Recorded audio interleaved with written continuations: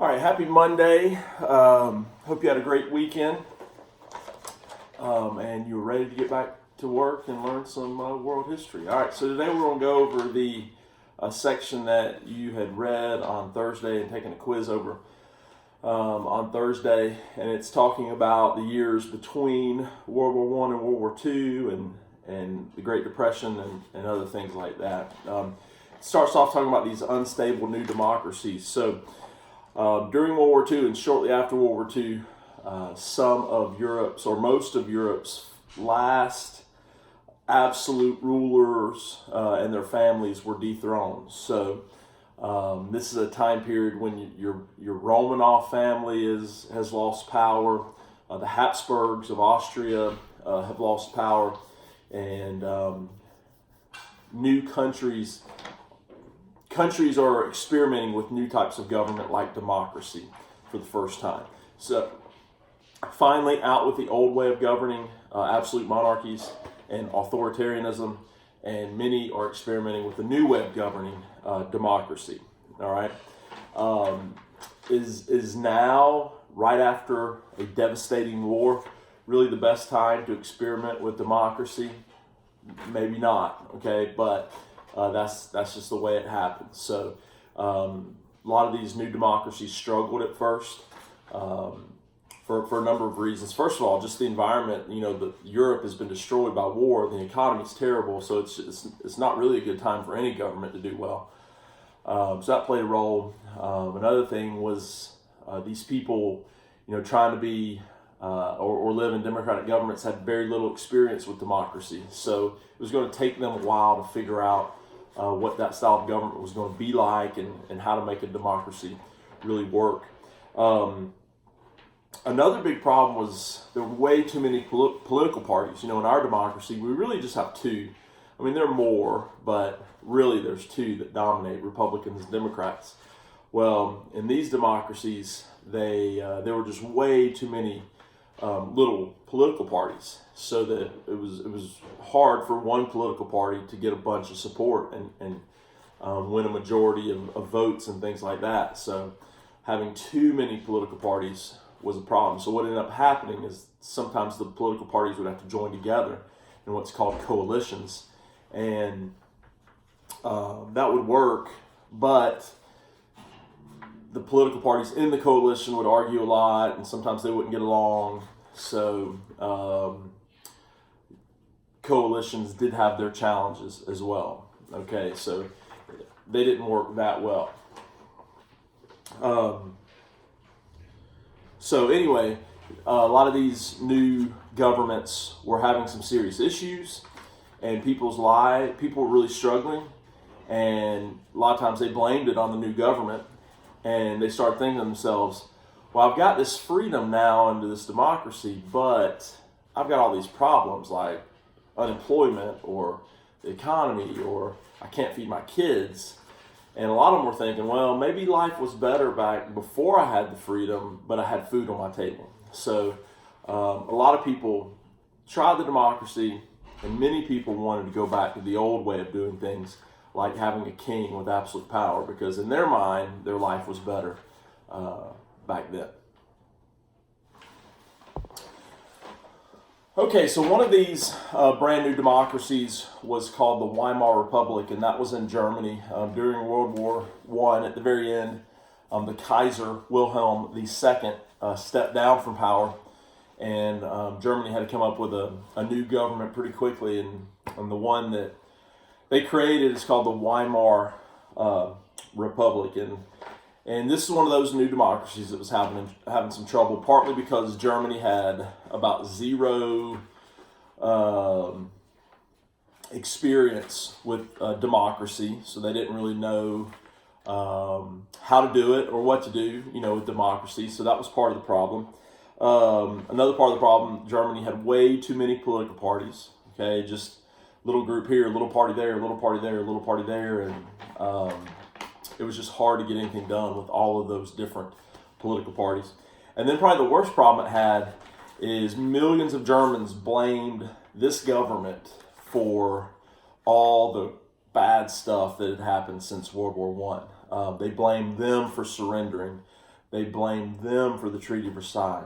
They blamed them for just all the trouble that Germany had got into, when it really wasn't this government's fault. It was the Kaiser's fault, but he stirred up all the trouble and then left his throne and abandoned all of his problems. So they unfairly got blamed for a lot of stuff. But these are reasons why the Weimar Republic is not really going to do very well after World War One. It also had some serious, I'm talking serious economic problems, mainly inflation. So during the war, while other governments were raising taxes to pay for the war, Germany and the Kaiser, they were like, no, let's just print more money. And I've mentioned this before, you can't just print more money unless you find more wealth, okay? Let's say this piece of paper equals 10, okay? Let's say my wealth is $10, $10 whatever, and this piece of paper represents it. Well, let's say that I just want to print more money. So now both of these equal 10. Each one now equals 5. So what happened? This was worth 10. When I printed another one, now they're both equal 5. See how they lost value when I started printing more?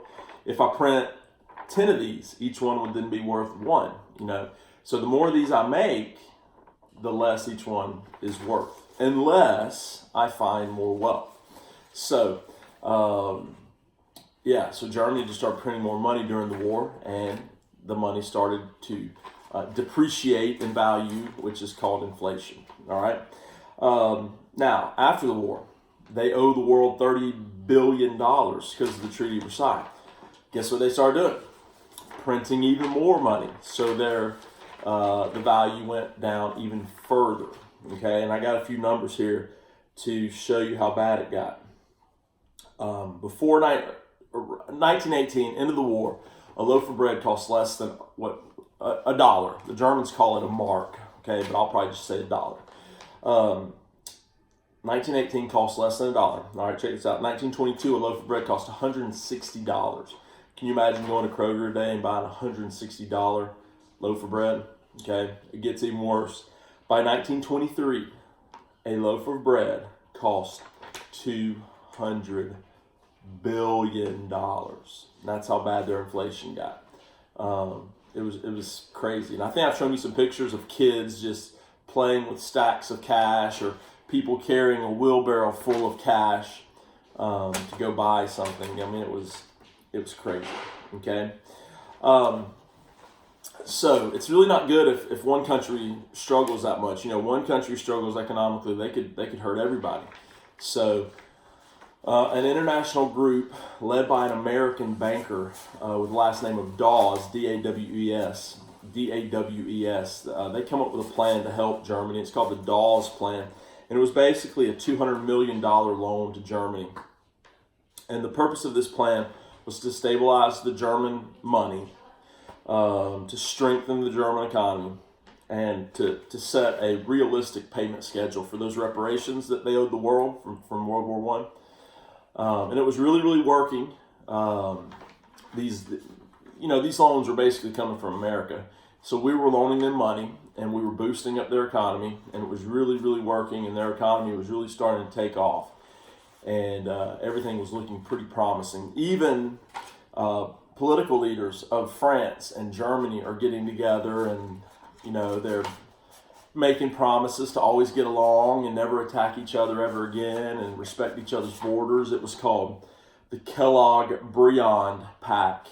The economy was looking good. There's peace talks. Hey, everybody's getting along. So everything's looking good. But unfortunately, it's not going to last long, because as we get near the end of the 1920s, a bad depression is going to happen, and it's going to really hurt the world pretty badly. Okay, so everything was looking pretty good towards the end of the 1920s. France and Germany were getting along and making promises not to invade each other or fight anymore. And the Dawes Plan was helping the German economy come back strong and helping their money situation. In America, we're in the middle of the Roaring '20s. Times are good. There's jazz music, there's dancing, and everything looks like it's going really well. But underneath the surface in America, there were some serious problems which were going to lead to a pretty bad depression. The way it worked back then, and certainly still today, is America's economy was one of the strongest in the world, and we were kind of, back then especially, we were kind of helping the rest of the world economy out. So when our economy went down, we all went down. Okay, and even though things looked really good during the 20s, you had some serious problems with our economy. So the next 3 or 4 things are going to be like long-term things during the 20s, which are going to lead up to the Great Depression. And the textbook mentions a few of these, such as uneven distribution of wealth. Now, when there's an uneven distribution of wealth, that is really not a good thing. And the easiest way to describe that, most of us are what you would call middle class. Well, during the Great Depression, there really wasn't a middle class. You had some people who were, during the 1920s, there really wasn't much of a middle class. You were either really, really, really, really wealthy, or like my grandparents growing up, you were really, really poor. There really wasn't much of a middle class. So, modern day example, take all of us who are pretty middle class folks and make us poor, put us below the poverty line. Okay? So this huge, strong middle class that we have today, pretend we're all poor. What would happen to the Mall of Georgia? Or any mall, or Walmart's, or Chick-fil-A's? They'd go out of business, okay? Because if we're all poor, we wouldn't be able to go buy stuff, okay? So when there's a serious uneven distribution of wealth, that is a problem. Now, don't get me wrong. I'm not saying we should all be equally wealthy, okay? I'm not saying that at all. I'm not a Marxist. I don't believe in we should all share the wealth. Okay, I think if you work hard and you make a lot of money, I think you should keep most of it as your reward, or almost all of it as your reward. So I'm not saying that, but I am saying there does have to be, a strong, healthy middle class. And during the Great Depression, there just wasn't. I've got a picture. Maybe I can find it and put it in this video of my granddad growing up in Gwinnett County, and he had overalls on like this, and he had a tie on. Okay, so I think he was going to church. I think it was a Sunday, and they were going to church, and it just shows you, how poor most people were, especially in Georgia, especially really all over during the Great Depression. Okay, so a few people really, really, really rich, but the majority of society was pretty poor. There was an uneven distribution of wealth. Overproduction by farms. This is a big one. So during World War I, we needed lots of food for our soldiers. So the government was paying farmers for crops, and the government was paying farmers well. And the farmers were like, well, if I can make this much money on 100 acres, what if I went out and got 50 more acres or 100 more acres? So they went out and took out loans, started farming more land, and it wasn't a big deal because they were making so much money, they could pay that loan off really easily, right? So get all these farmers buying up all this land, growing all this food, and then World War I comes to an end, okay?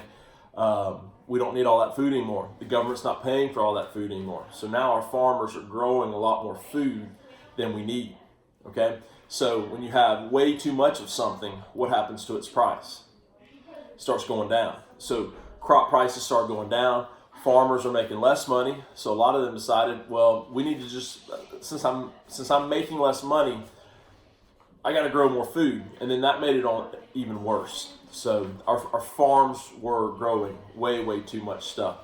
Okay, farmers couldn't make enough money, couldn't pay off those loans, and then the banks came and started, taking farms away from the farmers who couldn't repay those loans. Same sort of things happening in the factories.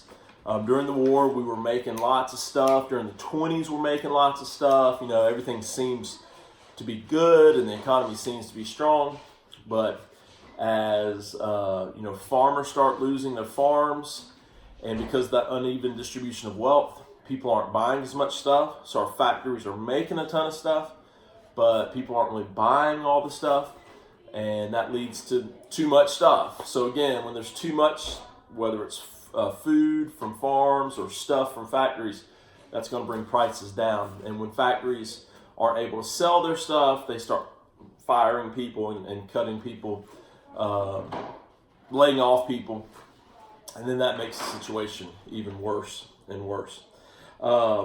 So just to review those, uneven distribution of wealth, which really means there really wasn't much of a middle class to speak of. Farmers growing too much, okay? Factories making too much, all right? And people just not buying as much stuff. These are all things which are building and building and building and will create a Great Depression. But the thing that really starts and kicks the Great Depression off is the stock market. So in the stock market, you can buy pieces or parts or shares of companies. And basically, if you buy a share of Coca-Cola, when that company makes money, you make a little bit of money, okay? Because you are a tiny, tiny part owner. That's what owning stock means. And then, if the company is a really strong company, everybody wants that stock. So the value of that stock goes up. But if nobody really wants part of that company, the value of that stock goes down. So that's just a really basic explanation of how it works. Well, historically, only the wealthy, the business type people bought stocks. But during the Great Depression, during the 1920s, they figured out a way for middle class people to get involved. It was called buying stocks on margin. And basically what this was, you took out a loan, you put a small percent, like 10% down, and then you took out a loan to purchase the stock. For example, let's say a stock cost $100. You would pay $10 and you own that stock, but you still owe $90, okay? And you would pay that off gradually. So it's when you take a loan to buy a stock. Now, this could work, okay? So let's say you buy this stock on margin, you pay $10 for this $100 stock, and then in 2 days or 3 days, it goes from a $100 stock to like a $500 stock. So by putting down $10, you can buy this stock, hold it for a few days, sell the stock, and you just made a ton of money, okay? But it also is really risky. What if you bought that stock and then suddenly it drops in value? It was worth 100, now it's worth 50, okay? So remember, you put down $10, so you owed $90 still. Well, what if that stock price drops? Now it's only worth $50, but you still owe $90. And that's where you didn't want to be. You would owe more money than the stock is worth. So that's why it was really risky, buying stocks on margin. But here's what it allows to do. It allows middle-class people to start buying stocks, okay? So before, let's say, keep the numbers easy, let's say before only 10 people were buying stock. But now, because of this new way for middle-class people or not rich people to afford stock, instead of only 10 people, now you have 100 people buying stocks, okay? So instead of only 10 people buying stock, you got 100 people buying stock. So what just happened to demand? It just went way, way, way, way up, okay? So hey, y'all be quiet, please. Y'all be quiet, please. When demand goes up, okay, prices go up. All right, so let me just review this really quickly. Before, demand was pretty low because only the wealthiest Americans could get in the stock market. When now that middle and lower class Americans are buying stocks, you got more and more people buying stocks, so demand goes way, way, way up, okay? And when that happens, prices go way, way, way up. Well, in reality, demand should have been way down here, but because you found this creative way for other people to start buying stock, demand was way, way, way up here. And I know this is getting kind of confusing maybe with supply and demand, but prices go way, way up. Let me simplify it this way. Prices should have been about right here, but because of this new creative way of buying stocks, prices went way, way, way too high, okay? People knew that prices shouldn't have been that high. So they started getting kind of nervous and they started selling their stocks because they were worried that they were going to start dropping. So a few people start selling, then more and more people start selling, then more and more and more and more people start selling. So if everybody wants to get rid of their stocks, nobody wants them anymore, okay? Nobody demands them anymore. So when people start not wanting their stocks, and demand starts to drop. When demand drops, prices start to drop. And then people really start freaking out. And then they start selling left and right, and left and right, and left and right. And then the stock market started going, then it just like tanked. Okay, and that happened on October 29th of 1929. So that's known as Black Tuesday. So I know I got a little bit complicated there with the stock market. Maybe I can simplify it one more time.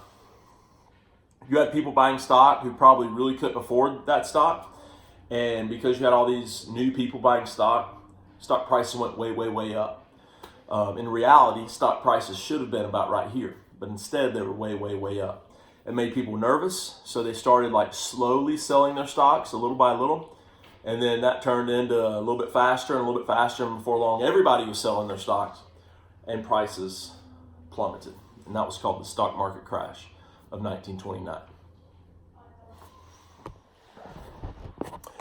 Okay, so all these long-term causes like uneven distribution of wealth, farmers growing too much, factories making too much, people not buying as much stuff, stock market issues, all these things create this economic downturn, like serious downturn, known as the Great Depression. And it's basically the 1930s and into the 1940s. So maybe a 10 to 15 year period, starting around 1929-ish. And, ending, during World War II or shortly after World War II. This was just a really rough economic time period in American history. Stocks, because of the stock market crash, were basically worthless. Unemployment absolutely skyrockets. People just could not find jobs. Factory production is going to be cut in half. Businesses are going to fail. Banks are going to close. Let me mention bank closing. So everybody puts their money in these checking accounts and savings accounts in banks. And banks are businesses. They're not just holding onto your money to be nice. They're taking your money and they're using it to make money off of. So in other words, they take your money and they loan it out to others, and then they charge those people interest.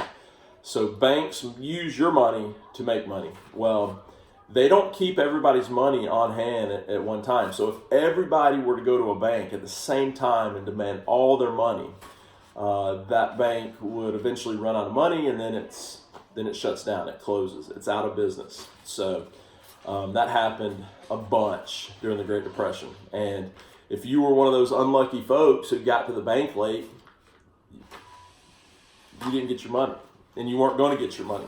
So imagine your entire life savings, working 20 years, 30 years, 40 years, saving, and then it's all gone. All of it, okay? That happened quite often, all right? People losing their entire life savings. People lost their homes. They lost their farms. They lost their land. Like I said, unemployment went through the roof. 1 out of every 4 Americans did not have a job. And it was just a rough time. And not only was it rough for us, but like I said, when we went down, everybody went down. Especially in Germany, they were really hard hit because if you remember, during that Dawes plan, we were loaning them money, boosting up their economy. Well, when our depression hits, what do you think happens to those loans? They stop. We can't afford to give them money anymore. So when those loans stop, their economy starts to tank again. So also tariffs. So this sounds like a good idea. America's like, all right, what can we do to get our factories going again? Why don't we put taxes on foreign goods, making foreign goods more expensive, and that way American citizens will buy American goods, and that'll get our factories going again, and factories making stuff again, and we'll start buying our own stuff, and the economy will start booming. But even though it kind of sounds like a good idea, when we put taxes on, say, Britain's goods or Germany's goods, what are they going to do to our goods? The exact same thing. Okay, so we put tariffs called taxes on them. They put taxes on us. And when everybody starts putting tariffs on each other's goods, what happens to worldwide trade? It comes to a halt. Okay, so it sounded like a pretty good idea, but it really hurts the world economy and hurts trade even further. So that didn't work out either. So anyway, the Great Depression, rough time period. Now, the beginning of it is a Republican president, Herbert Hoover, and his idea was that it wasn't the government's job to get involved. So remember, during the Enlightenment, we talked about laissez-faire, and the government should stay out of the economy. That is what the Hoover administration kind of felt like. It wasn't the government's job to help out the poor people. It wasn't the government's job to get involved in the economy. The idea was that, the economy is going down, but it'll rebound. It always does, and they felt it was best to stay out of the economy. But when you have all these Americans starving and losing their farms and losing their land and losing their life savings, and a president that's just like kind of hands off, it's not a good look. Okay, so in the next election, he's going to lose by a landslide, and he gets blamed for a lot of the depression. You're going to see these homeless neighborhoods pop up, and they were called Hoovervilles. And that's not a compliment. It's saying, hey, this neighborhood is here because Hoover won't do anything about it. So he gets blamed for a lot of the depression, and in the next election, he's going to lose pretty handedly to a Democrat who has a totally different view of what the government should do during a depression. So that guy's name is going to be FDR.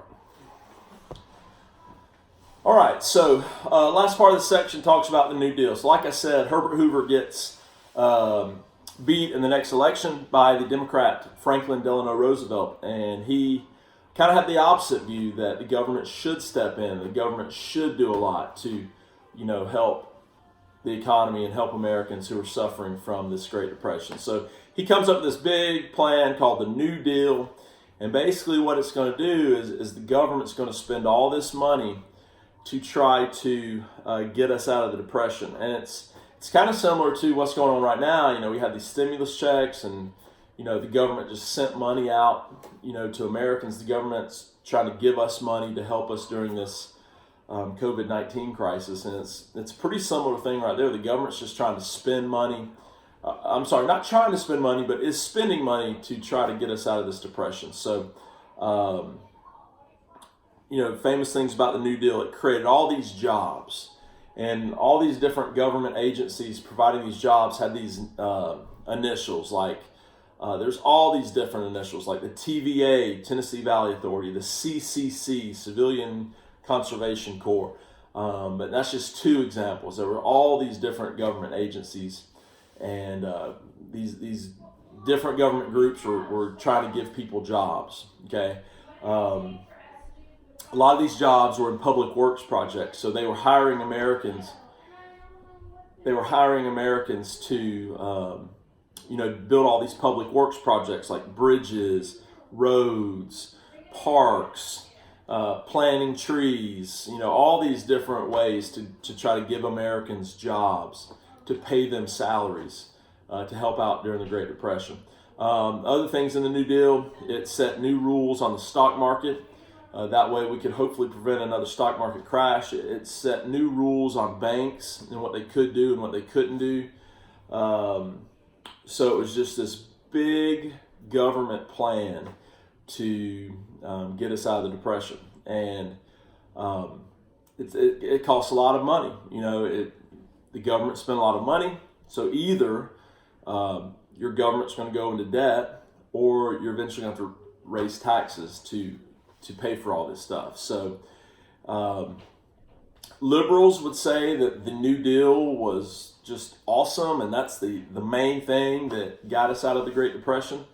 Conservatives would probably say it cost way too much money and maybe helped some, but maybe it put us into debt more than we should have been. They would say World War II is what really helped us get out of the Depression. In reality, it's probably World War II helped us out. The New Deal probably helped us out. It's probably a combination of both of these things, which will help us get out of this Great Depression. But you'll learn a lot more about this next year in U.S. history. So anyway, that is today's video on the years between the wars and the causes of the Great Depression and the effects of the Great Depression. if you did watch this video, you don't really necessarily need to come to my Google Meet session today. It'll pretty much just be a review of what was in this video. Okay. As always, if you have any questions, please email me, chris.hays at gcpsk12.org. And I hope you have a nice day, and we will see you tomorrow.